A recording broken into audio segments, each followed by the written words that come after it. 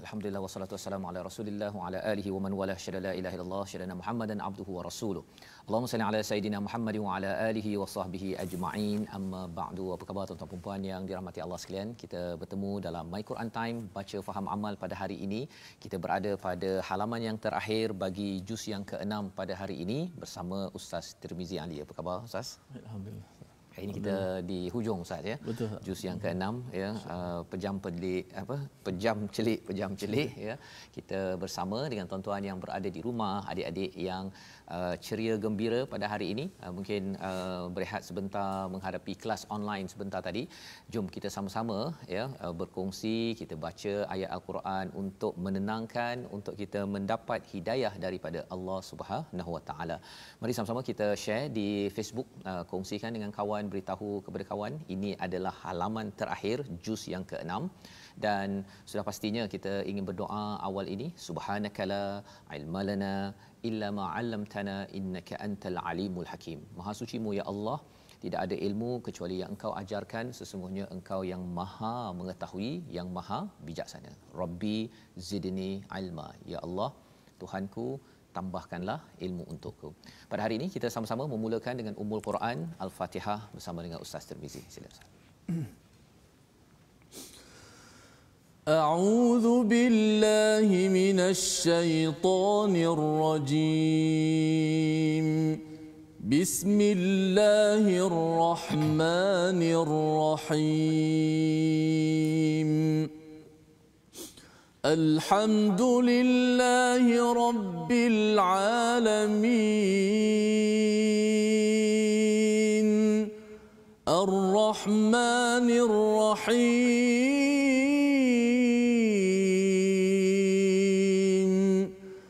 مالك يوم الدين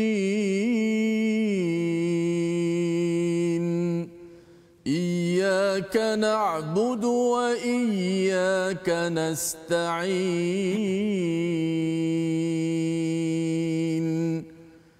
اهدنا الصراط المستقيم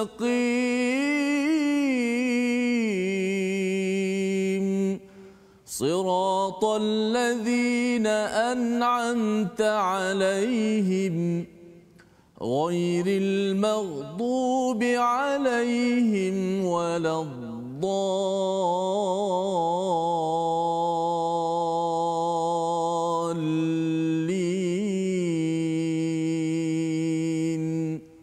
آمين. Amin ya rabbal alamin. Terima kasih diucapkan pada Ustaz Tirmizi membacakan Ummul Quran Al-Fatihah sebentar tadi bersama dengan tuan-tuan untuk kita sama-sama melihat bahawa dalam surah Al-Fatihah kita memohon pada Allah SWT dijauhkan daripada menjadi orang yang yang dimurkai dan bukan orang yang disesatkan ya, tetapi kita ingin menjadi orang yang mendapat nikmat daripada Allah, orang yang diberikan nikmat oleh Allah.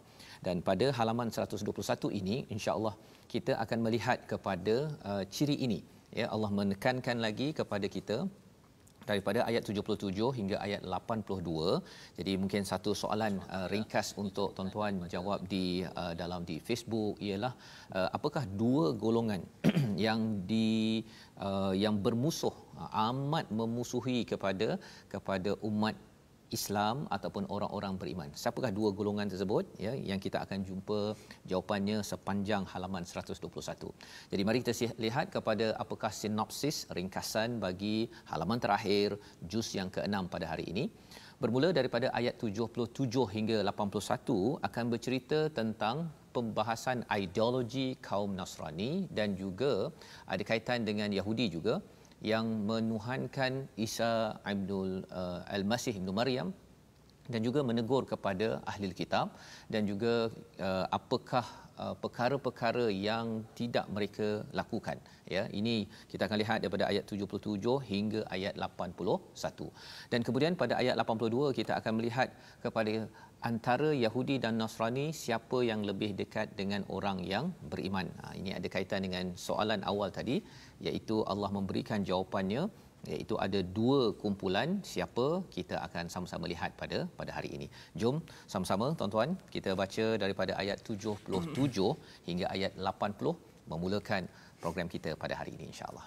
Baik, terima kasih Fadil, Ustaz Fazrul, sahabat saya dan juga sahabat-sahabat Al-Quran, muslimin, muslimat, ibu-ibu, ayah-ayah, adik-adik, kakak-kakak yang sedang menonton My Quran Time, teruskan sebarkan rancangan ini. Yang tonton di Facebook boleh share di Facebook masing-masing. Mudah-mudahan kita menjadi asbab tersebarnya ilmu Al-Quran ini ke seluruh pelosok dunia, insya-Allah. Alhamdulillah, sebagaimana kata kekanda saya, pejam celik kita dah akhir juzuk yang ke-6, lepas ni masuk juzuk ke-7.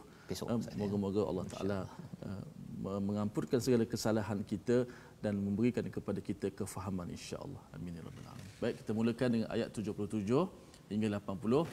Kita gambarkan sebagaimana sinopsis tadi supaya kita bila baca Al-Quran kita tasawur, kita gambarkan apa yang kita baca ini, ia akan menambahkan kefahaman kepada kita. Kata guru saya, Ustaz, kalau kamu nak baca Quran, kamu mesti pertama sekali lil ma'ani, faham makna ni. Dia kata kaifa tusawwir ma la tafham. Macam mana kamu nak gambarkan kalau kamu tak faham? Contoh saya baca, tak adalah saya faham sebagaimana Ustaz Fazul, tapi sekurang-kurangnya secara umumnya kita faham ayat ini berkenaan apa. Cara beragama yang betul, insya-Allah. أعوذ بالله من الشيطان الرجيم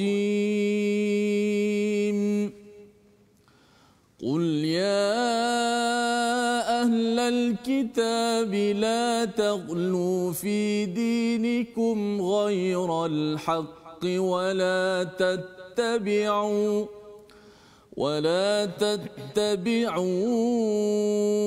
أهواء قوم قد ضلوا من قبل وأضلوا كثيرا وضلوا عن سواء السبيل لعن الذين كفروا من بني إسرائيل على لسان داود وعيسى بن مريم ذلك بما عصوا وكانوا يعتدون كانوا لا يتناهون عن منكر فعلوه لبئس ما كانوا يفعلون ترى كثيرا منهم يتولون الذين كفروا لبئس ما قدمت لهم أنفسهم أن سخط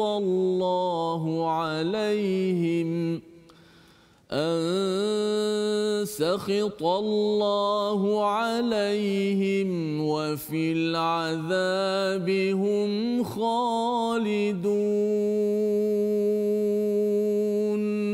صدق الله العظيم.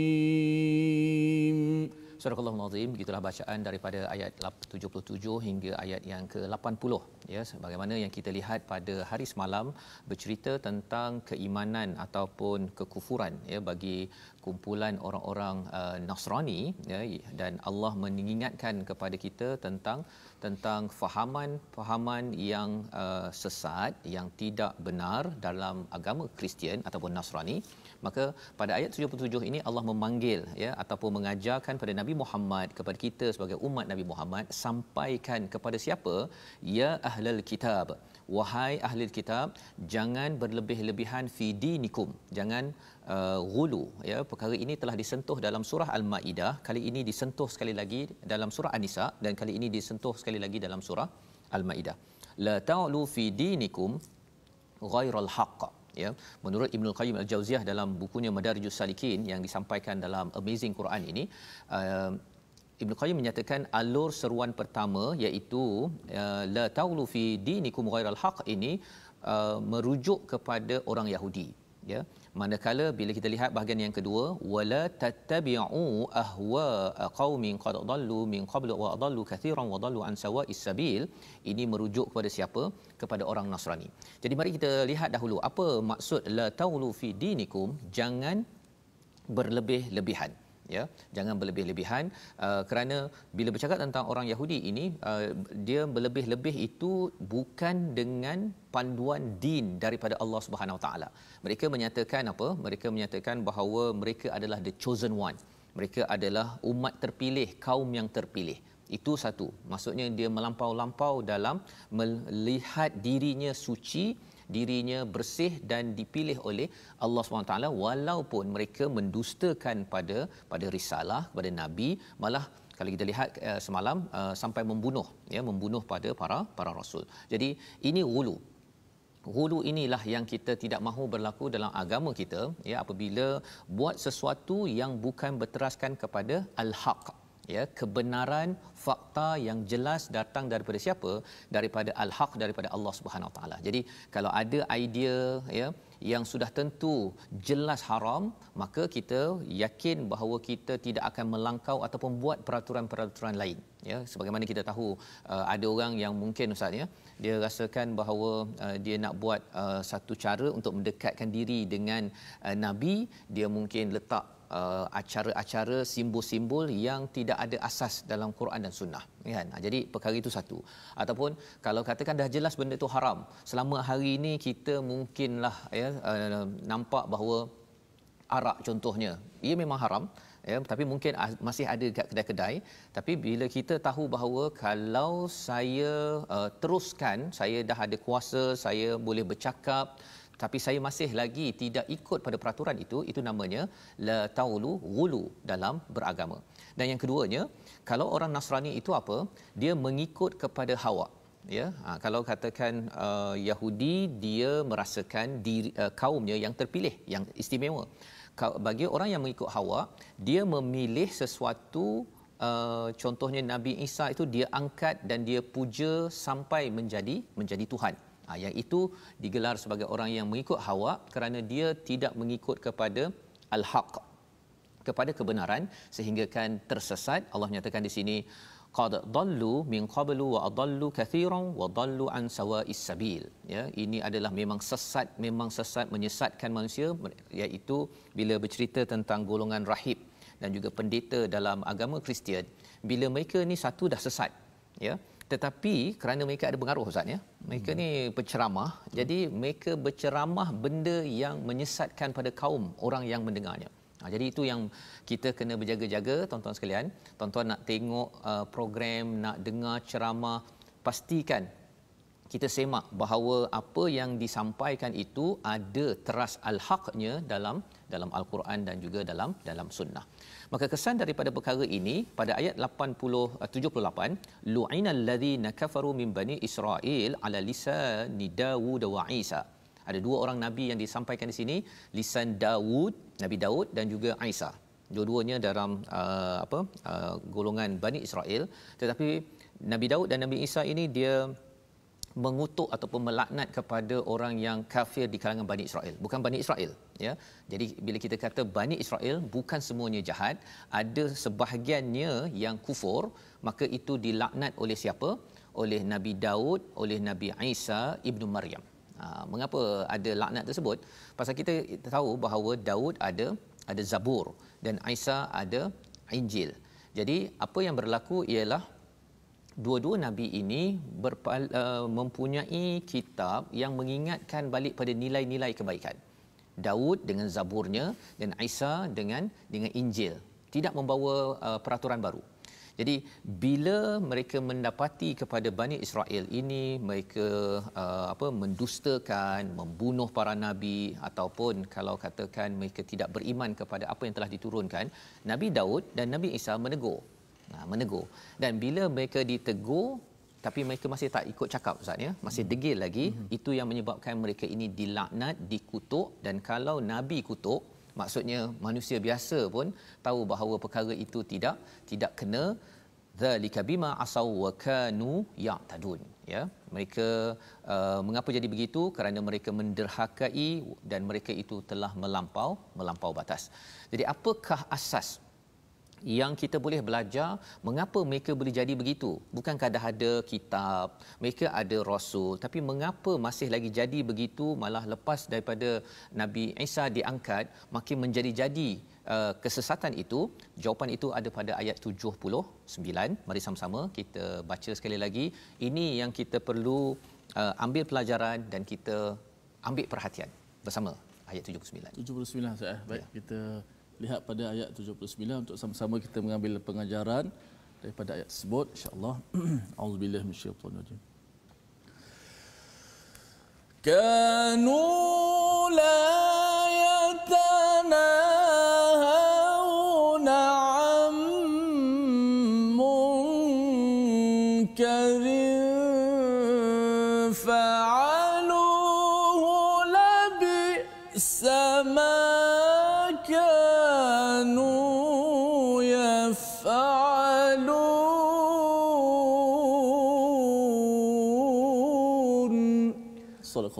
Surah Al-Azim, mereka tidak saling mencegah perbuatan mungkar yang selalu mereka lakukan. Sesungguhnya sangat buruk apa yang mereka lakukan. Apakah yang kita boleh belajar daripada ayat ini? Mereka tidak suka menegur orang lain. Orang lain buat salah, mereka kata tak apalah, tak apa. Biarlah mereka buat salah. Ada dua sebab Ustaz ya. Satu, pasal mereka sendiri yang buat salah. Ya. Mereka buat salah, jadi dia tak nak tegur orang yang buat salah, pasal kalau aku tegur, 2 kali 5 je. Itu yang pertama.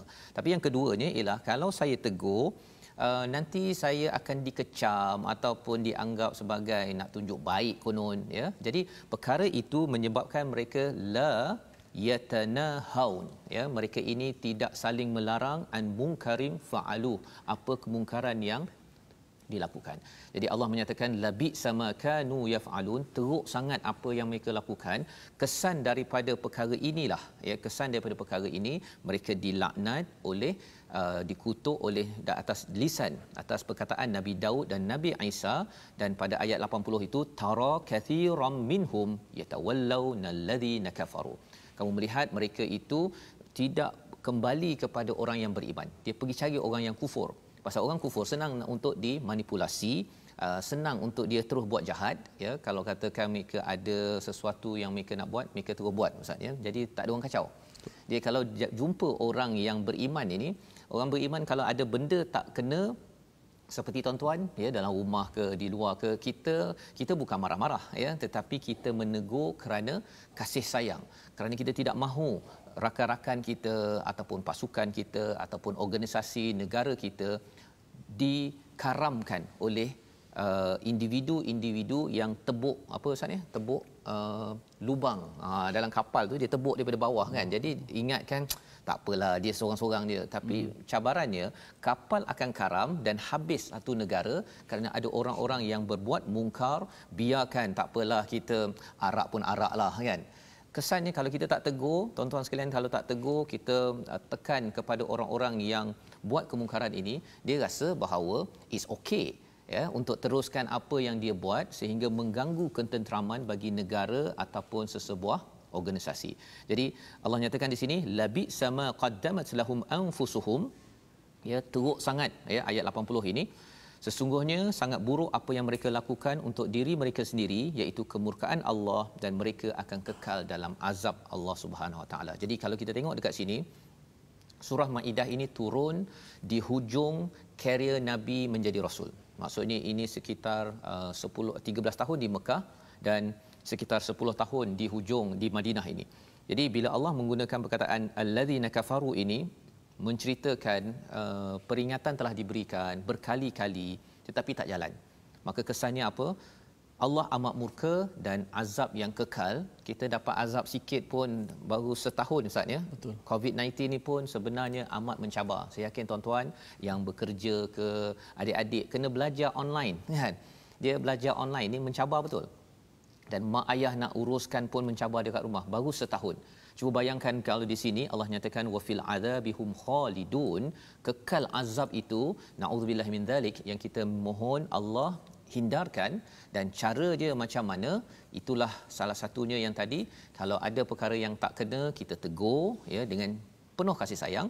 dalam masa yang sama jangan kita beri ruang kepada orang yang memusuhi kepada Allah, memusuhi kepada syariat Allah Subhanahu Wa Taala. Jadi perkataan yang kita ingin lihat pada hari ini, mari sama-sama kita perhatikan, iaitu perkataan haq ataupun haqqaqa yang berulang sebanyak berapa kali itu? Kita tengok sama-sama, iaitu 297 kali. 287 kali. Okey, 287 kali yang bermaksud kebenaran ataupun hak, dan kebenaran yang sebenar-benarnya datang daripada Allah yang disampaikan dalam Al-Quran. Itulah yang kita baca awal surah Ali Imran. Inilah yang perlu diberi perhatian ketika beragama, bukan main teka-teka ataupun melampau. Ketika kita buat kerja, kita main teka-teka sahaja apa yang kita nak buat, ya, ataupun kita ikut hawa nafsu, ya, rasa waktu kerja kita nak kerja, waktu tak nak, waktu kerja kita nak buat benda lain. Itu perkara yang Allah tegur pada ayat yang ke-77. Jadi mari sama-sama kita berehat sekejap, ya. Sebentar lagi kita menyambung kembali apakah seruan Allah memberitahu, membongkar hubungan kita dengan orang-orang yang tidak mengamalkan Al-Quran. My Quran Time, baca, faham, amal, insya-Allah.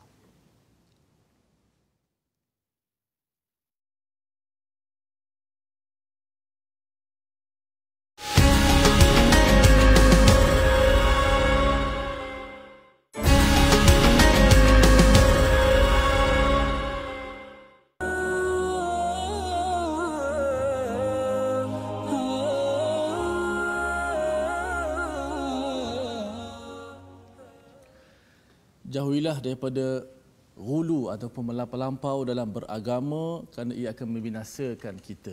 Alhamdulillah, terima kasih kepada semua penonton-penonton, sahabat-sahabat Al-Quran kerana sentiasa istiqamah dalam rancangan My Quran Time.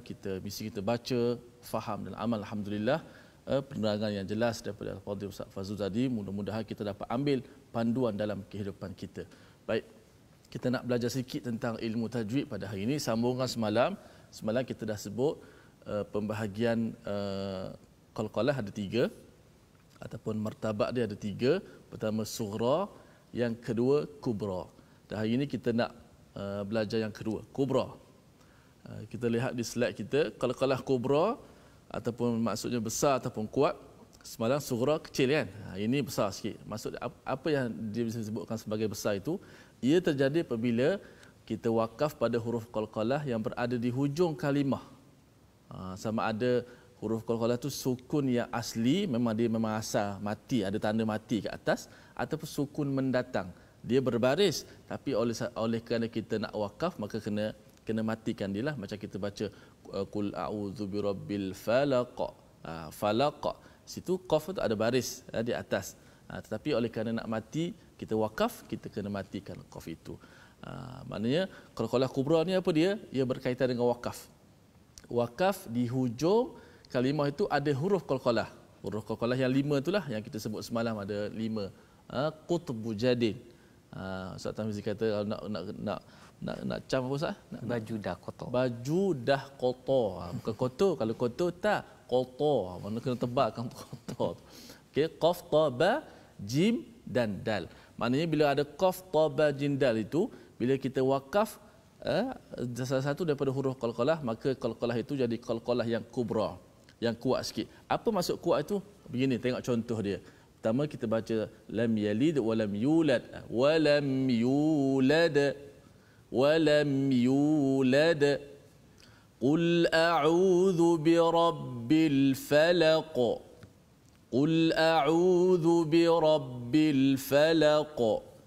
التي لم يخلق فإذا فرغت فانصب أن تتكبر فيها فاخرج. Itu contoh-contoh. Maknanya huruf qalqalah itu berada di hujung. So Ustaz, apa beza qalqalah sughra dengan kubra? Apa beza dia? Beza dia bukan dari sudut kekuatan, tidak. Bukan kata kalau semalam kita belajar huruf qaf, contoh qalqalah qaf yang sughra, ya qadi, ya qadi, qaf berada di tengah kalimah, itu qalqalah sughra. Ya qadi. Apa beza kalau qaf di hujung? Contoh al falaq, al falaq. yaqdi.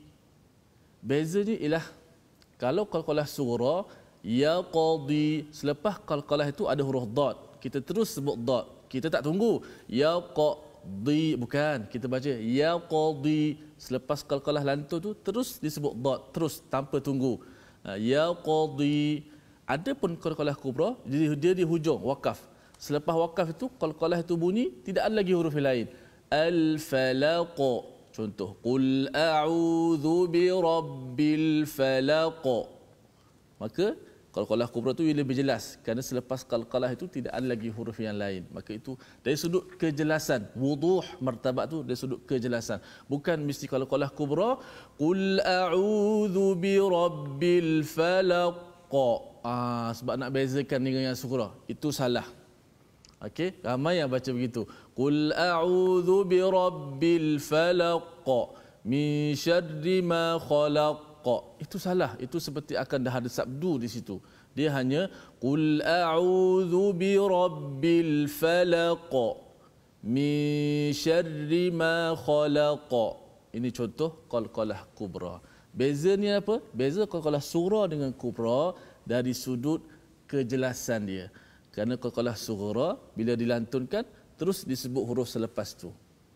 Adapun qalqalah kubra di hujung itu dah wakaf pada huruf qalqalah, maka tidak ada apa lagi huruf selepas tu, maka ia lebih jelas. Itu perbezaan dia.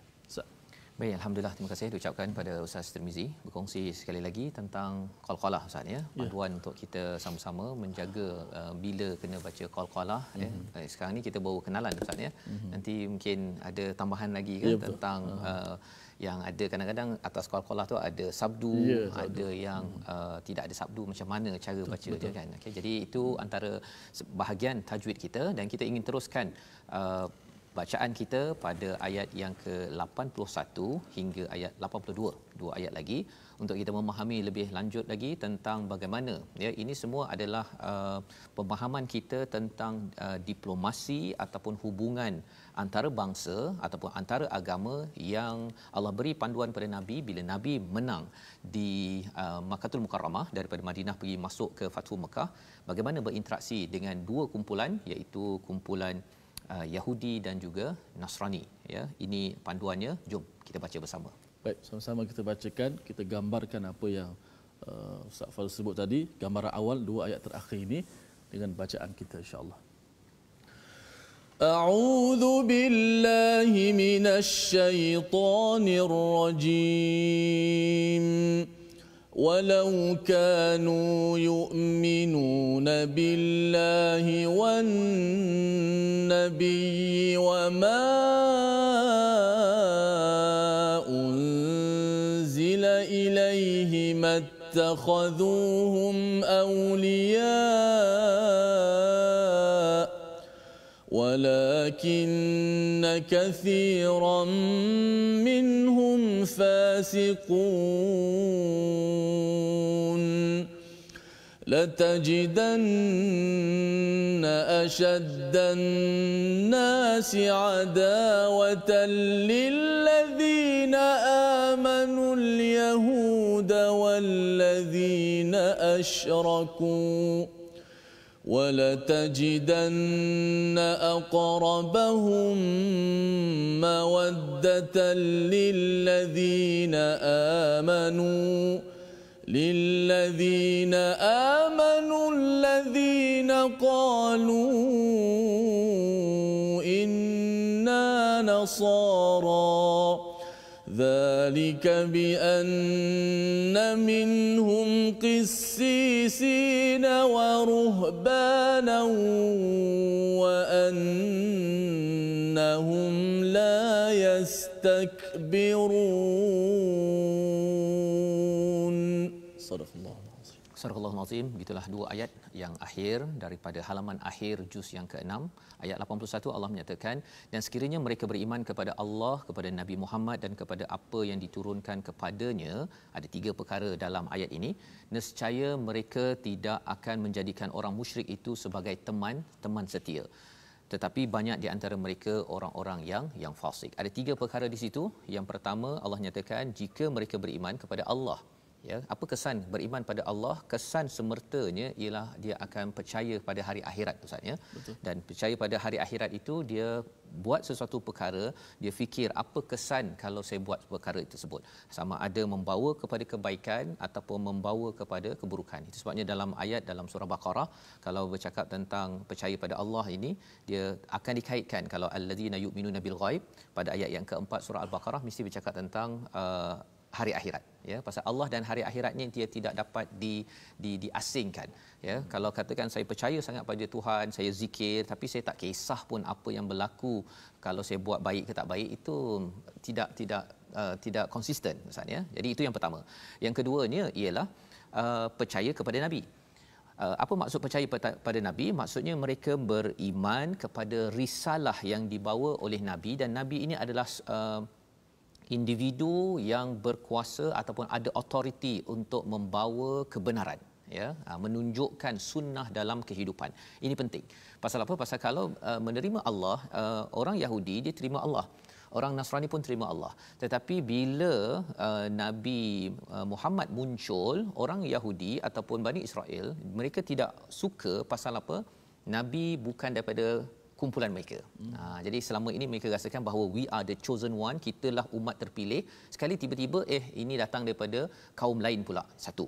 Dan kalau katakan mengapa orang Kristian, ya, pasal orang Kristian bila melihat kepada Isa, dia dah angkat sangat. Bila dia dah angkat Nabi Isa menjadi Tuhan, bila Nabi Muhammad tegur dalam kitab yang dibawa, jadi dia tak puas hati, kan? Dia mengganggu apa yang telah dipercayai. Dan bagi rahib, pendeta yang tidak amanah, mereka merasakan ini mengganggu kepada periuk nasi mereka. Ya, pasal Nabi ini dia tak disukai oleh oleh tycoon pada waktu zaman Rasulullah itu, pasal mengganggu dia punya bisnes apa? Bisnes judi.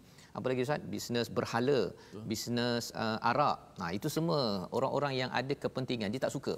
Orang yang tak ada kepentingan, dia kalau katakan dia minum arak, kalau orang cakap bahawa nanti merosakkan apa sebagainya, akhirnya dia akan terima, ya. Tetapi orang yang ada kepentingan, dia rasakan mengganggu kepada bisnesnya.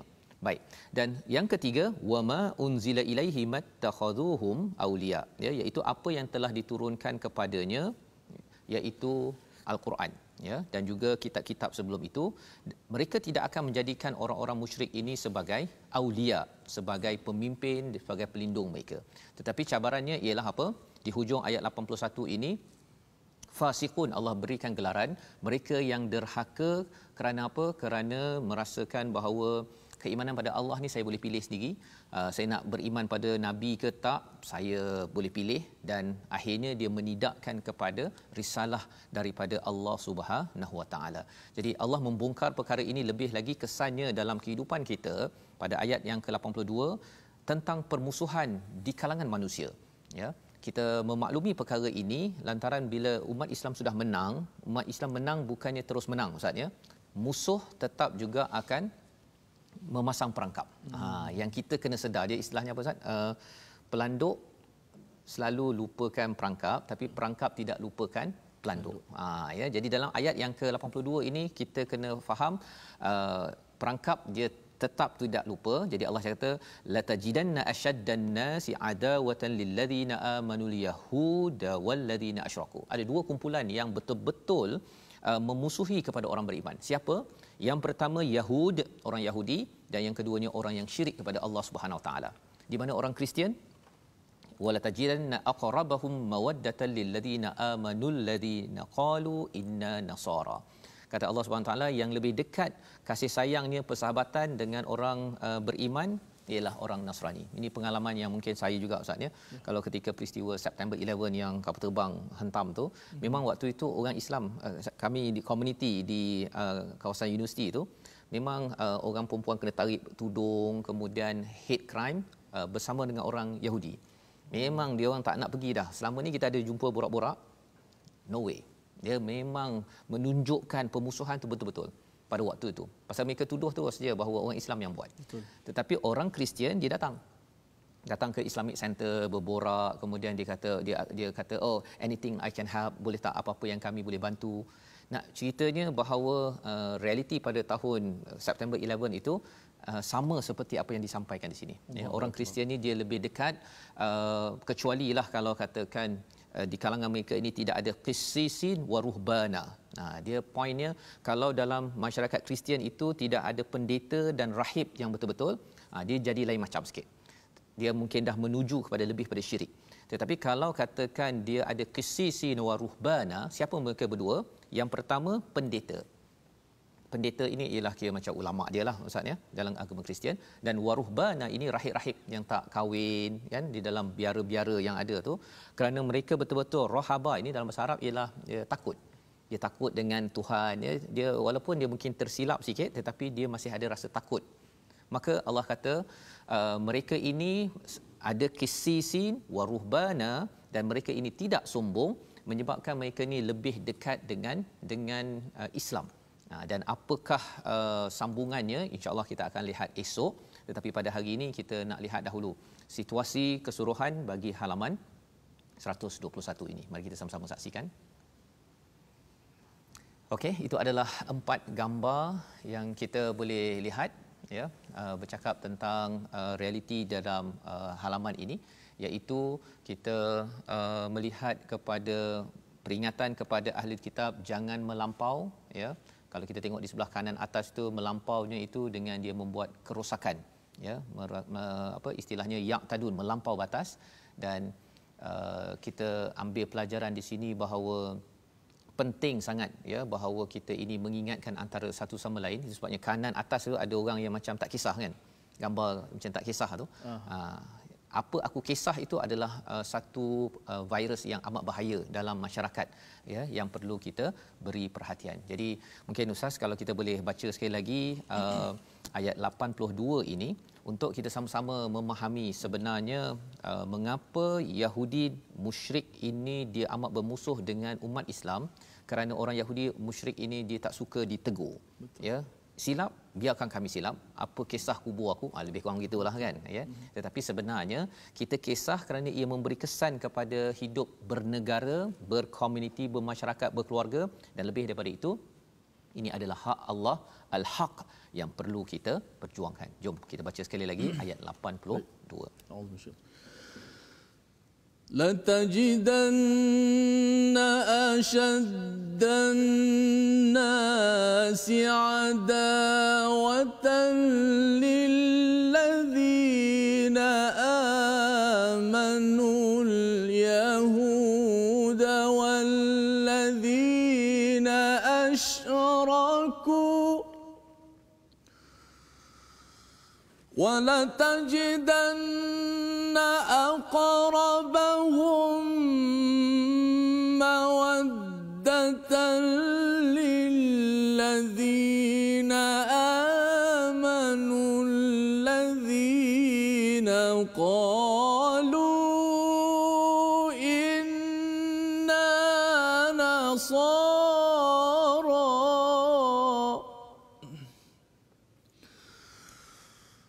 ذَلِكَ بِأَنَّ مِنْهُمْ قِسِّيسِينَ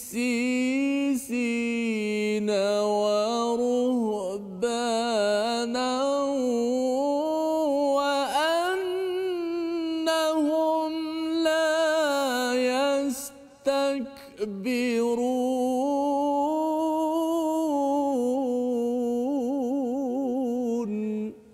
Sadaqallahul azim. Sadaqallahul azim. Pasti akan kamu dapati orang yang paling keras permusuhannya terhadap orang-orang beriman adalah orang Yahudi dan orang-orang musyrik ya. Dan Allah bawakan orang Nasrani ini, mereka ini lebih dekat, istilahnya tadi aqrabahum mawaddatan lilladzina amanu, kerana di situ ada 3 faktor yang kita perlu maklum. Kerana mereka ada qissisin, para pendeta, orang bijak pandai dalam agama Yahudi, dalam agama Kristian. Yang kedua rahib, yang dibiara-biara, dan wa annahum la yastakbirun, dan mereka qissisin wa ruhban ini mereka tidak sombong ya. Bila mereka tidak sombong, itu maksudnya kalau kita nak berdiskusi dengan orang Kristian, salah satu ataupun salah dua lah ustaz ya, kumpulan yang kita perlu beri perhatian adalah pendeta dan para rahib dia. kalau pendeta para rahib dia ada ilmu sedikit dan mereka tidak sombong, orang-orang inilah yang lebih mudah untuk kita berdiskusi, bekerjasama, dan lebih daripada itu mungkin mereka juga akhirnya kembali kepada iman. Pasal apa? Pasal mereka ini ada sifat takut. Okey, waruhbana itu ada kaitan dengan rahaba. Mereka ini adalah orang yang takut kepada Allah, tetapi mungkin ada panduan daripada Bible yang telah diubah. Tapi bila kita diskusi elok-elok, mereka lebih mudah pasal mereka bukan merasakan mereka ada chosen one. Mereka mengangkat Nabi Isa itu sebagai orang yang menjadi Tuhan. Itu. Tapi kalau yang Yahudi ini, dia kalau dia dah rasa bahawa sayalah yang terpilih, saya ni dicintai oleh Tuhan, saya ni memang confirm masuk syurga, maka mereka orang yang asabiah ini susah Ustaz. Ya, dia bila dah asabiah dia cakap kalau Melayu je yang boleh boleh menang, ataupun kalau Cina saja boleh menang, ataupun kalau India saja boleh menang, kerana racism ni dia bermula dengan satu kumpulan makhluk yang takbur pada awal kejadian, iaitu siapa Ustaz dalam surah Baqarah? Nabi Adam dan Iblislah yang yastakbirun, kerana dia mengapa dia jadi sombong tu, dia rasakan bahawa saya lebih baik kot. Saya daripada api, dia Nabi Adam itu daripada tanah. Yang itu yang kita tidak mahu menjadi, dan sebabnya kita bila nampak perkara ataupun ayat 82 ini, kita cuba untuk bercakap-cakap, berdiskusi dengan orang-orang Kristian, ya, dengan pendekatan ilmu-ilmu yang tepat, al-haq. Nanti kesannya mereka akan tunduk dan juga lembut hati mereka. Inilah ayat yang kita akan baca pada hari esok. Jadi pada hari ini kita lihat dahulu resolusi kita. Yang pertama, pada ayat yang ke-77, jangan melampau. Itu poin yang penting. Jangan melampau dalam hal agama. Pastikan apa yang kita buat tuan-tuan ada asas di dalam Al-Quran ataupun dalam As-Sunnah yang sahih. Yang kedua, saling mencegah kemungkaran. Benda-benda tak betul kita cegah, kita tegur dengan kasih sayang untuk kita mengelakkan daripada dilaknat oleh manusia, dan sudah tentunya lebih daripada itu dilaknat oleh para malaikat dan oleh Allah SWT. Dan yang ketiga, jangan sombong, kerana ini adalah cara untuk kita makin dekat dengan kebenaran. Dan itu sebabnya orang Nasrani itu dia lebih dekat dengan orang beriman, kerana mereka ada pendeta dan rahib yang tidak sombong. Kita doa sama-sama, Allah pimpin kita dengan panduan daripada halaman ini, insya-Allah. Bismillahirrahmanirrahim. Alhamdulillahirabbil alamin, wassalatu wassalamu ala asyrafil anbiya'i wal mursalin wa ala alihi wa sahbihi ajma'in. Ya Allah, ya Tuhan kami, Kau jauhkanlah kami daripada sifat ghulu dalam beragama, ya Allah. Ya Allah, dekatkanlah kami kepada kebenaran, ya Allah. Allahumma arinal haqqa haqqa warzuqna ittiba'ah. Ya Allah, perlihatkanlah kepada kami kebenaran itu sebagai satu kebenaran, dan rezekikanlah kepada kami untuk mengikuti kebenaran tersebut, ya Allah. Dan perlihatkanlah kepada kami kebatilan itu sebagai satu kebatilan yang jelas, ya Allah. Dan jauhkanlah daripada kami untuk mengikutinya, ya Allah. Selamatkanlah kami, ya Allah, daripada fitnah dunia ini, ya Allah. Peliharakanlah negara kami, ya Allah, daripada sebarang malapetaka, ya Allah. Ya Allah, berikanlah hidayah kepada mereka, ya Allah. Semuanya mereka tidak mengetahui, ya Allah. Ya Allah, berikanlah hidayah kepada mereka, ya Allah, untuk kembali kepada agama-Mu yang suci ini, ya Allah. Ya Allah, perlihatkanlah kepada mereka titik-titik kebenaran untuk mereka kembali, ya Allah. Amin ya rabbal alamin. Alhamdulillah. Amin ya rabbal alamin. Moga Allah memimpin kita untuk terus mengikut kepada kebenaran dan kita membina masyarakat yang berteraskan hujah kebenaran. Inilah salah satu daripada usaha tabung gerakan Al-Quran untuk tuan-tuan saling menyokong, ya, tuan-tuan menyumbang dalam tabung gerakan ini agar kita dapat membina masyarakat yang mementingkan kebenaran dan bukannya sombong ataupun hanya berteka-teka di dalam membuat amalan kehidupan seharian. InsyaAllah kita bertemu lagi pada jam 5, pada jam 10 malam dan juga 6 pagi. Rancangan ini dibawakan oleh Mufas yang ingin membawakan pada tuan-tuan kebenaran itu penting, utamakan hujah untuk beramal. My Quran Time, baca faham amal, insyaAllah.